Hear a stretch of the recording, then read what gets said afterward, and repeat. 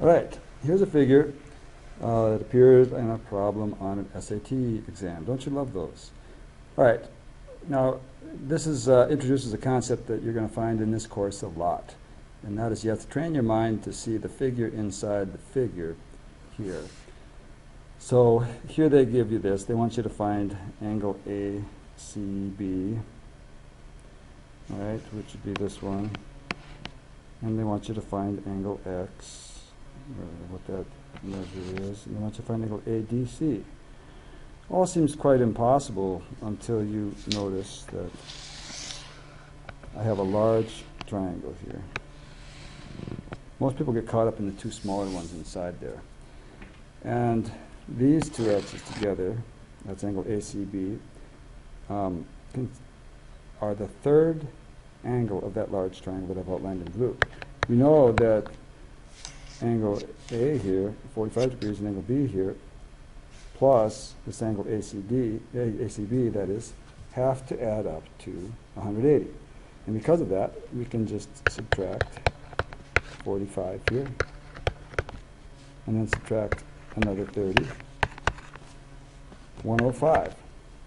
So we know angle ACB is 105 degrees.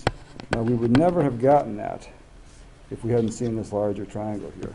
And notice that we had two of the three angles. Anytime you have all but one of the quantity that's, and you know what they're supposed to add up to here, you can find that missing one. All right, now the fact that these are both named X means that they're equal to each other. So it's very simple then, at this point, to find the measure of X. So maybe you remember this. And 2 goes into 5 4 times, or 2 times, I mean. So 52.5 for X. All right? So then what is ADC? All right, so now another good strategy, once you figure out a piece of information, it's a good idea to fill it in that location, because we're all very visual, and it's much easier for us to see things in when they're visual. So that's what we've got here. We've got, now they ask about ADC. That's this angle right here, which is the third angle of the smaller triangle ADC. And I know two of those angles now. I know that there's 52.5 and 45. So this time instead I will add them together. See that they are 97.5, and these three angles here, here, and here have got to add to 180, because this is also a triangle, and all triangles, the sum of their angles is 180 degrees.